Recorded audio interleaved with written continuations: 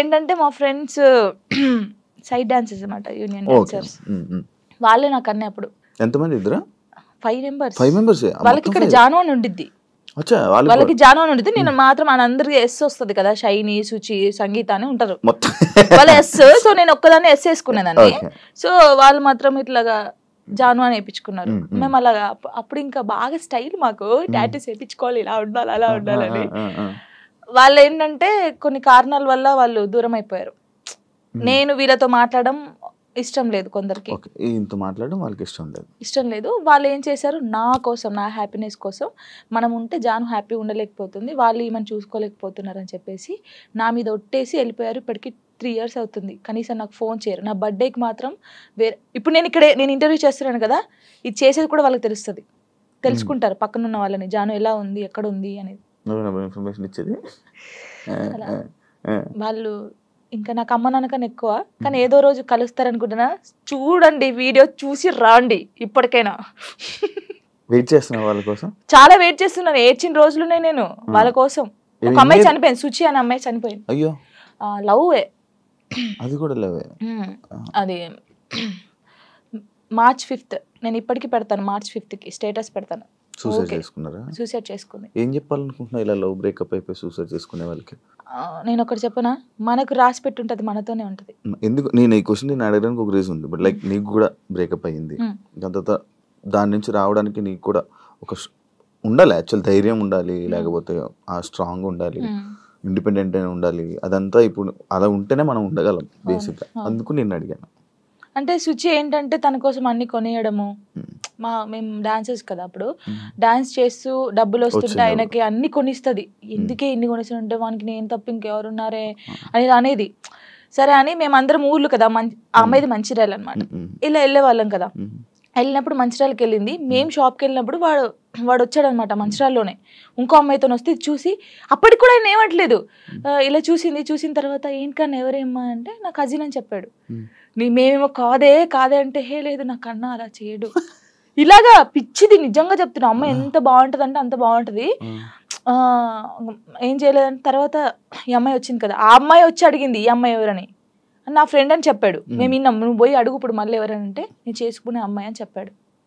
ఈ పిల్ల అక్కడ జోక్ చేస్తున్నావు అక్కడన్నా, నిజం చెప్పు అనడం. ఈ పిల్ల లేదు నేను నిజంగా ఈ అమ్మాయిని లవ్ చేస్తున్నాను, పెళ్లి చేసుకుంటున్నా, ఆల్రెడీ పెళ్లి కూడా ఫిక్స్ అయిందని చెప్పాడు. ఏమనలేదు, వచ్చేసింది. మేమందరం పండగకి ఇంటికి వచ్చేసాము. ఏమొక్కతే హైదరాబాద్ రూమ్లో ఉంది, పురుగుల మందు తాగేసింది. 6 days వరకు రూమ్లోనే ఉంది. ఓనర్స్ వచ్చి స్మెల్ వస్తుందని చూసిన తర్వాత మేము వచ్చాం. ఒక్కొక్క కాలు ఇంత అయిపోయింది, ఇలా ముట్టుకుంటే ఇలా.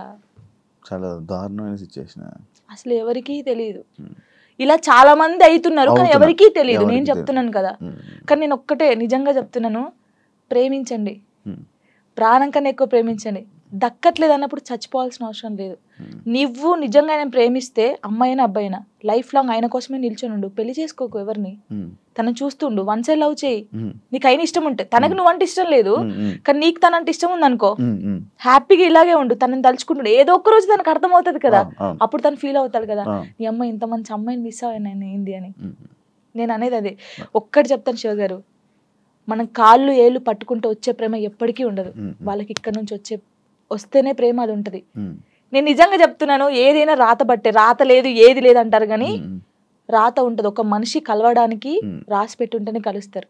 అది రాసి పెట్టుంటేనే వాడు మన పక్కకు ఉంటాడు, మనతోనే ఉంటాడు. మనంతలు మనం బలవంతంగా వెళ్ళి తెచ్చుకుంటే మధ్యలో ఏది రాదు. ఇప్పుడు నేనున్నాను, మీకోసం ఒక అమ్మాయికి చెప్తాను, శివగారు మిమ్మల్ని బాగా లవ్ చేస్తున్నాను, ప్లీజ్ రాండి అంటే నా మాట వచ్చేస్తాను.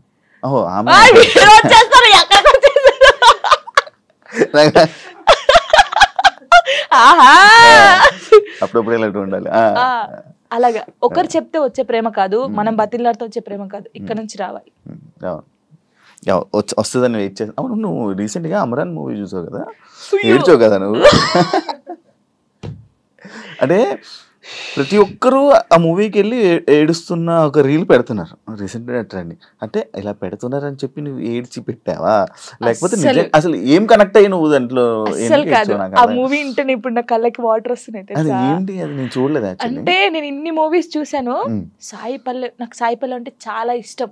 ఈ ముగ్గురు అమ్మాయి, ఎందుకంటే నేను తనలా ఉండాలి, తనలా క్యారెక్టర్ ఉండాలి, నాది తనలాగా స్ట్రాంగ్ గా ఉండాలి, తనలాగా డాన్స్ చేయాలి, తనలాగా యాక్టింగ్ చేయాలి, నాకు చాలా పిచ్చి. మూవీ చూస్తున్నా, అందరు బాగుంది బాగుంది అన్నారు, సరే పోనీలే చూద్దామని పోయాం. అది నేను తీయలేదు వీడియో, కార్తిక్ గారు తీసాడు నేను ఏడుస్తుంటే. అదే ఇప్పుడు నేను కావాలని ఏడుస్తే అంతగానో ఏడుపు రాదు కదా ఎవరికి. ఇప్పుడు సడన్ యాక్షన్ ఏడు అంటే ఏ నుంచి వస్తుంది, ఒక ఫీల్ ఉంటేనే వస్తుంది. చూస్తున్నాను, ఎక్కడ కనెక్ట్ అయ్యానంటే ఆ పిల్ల వాడు వద్దు మన ఇద్దరికి సెట్ కాదు ఇంకా అని చెప్పేసి ఫోన్ కట్ చేసి వెళ్ళిపోద్ది. వాళ్ళ డాడీకి చెప్తాది కదా, తను నాతో ఉన్నా లేకపోయినా తను నా మనసులో పెళ్లి చేసుకున్నాను, నా మనస్ఫూర్తి పెళ్లి చేసుకున్నాను, తను నాతో ఉన్నా లేకపోయినా తన కోసం ఇలా ఉంటానని. అబ్బా కరెక్ట్, అదే ఆ సిచ్యువేషన్ కనెక్ట్ అయ్యి ఏడ్చావా? అసలు మూవీ ఎలా ఉందంటే ప్రేమించినోడు ఎప్పుడు పక్కకే ఉండాల్సిన అవసరం లేదు. తను ఎక్కడున్నా మనం ఇక్కడున్నా ఆ ప్రేమ అలాగే ఉండాలి.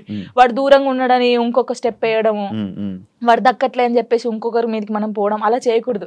వాడు ఉన్నా లేకపోయినా వాని కోసమే ఉండాలి. అది బాగా నచ్చింది నాకు. ఏహే ఏడ్ చేశాను కదా అంటే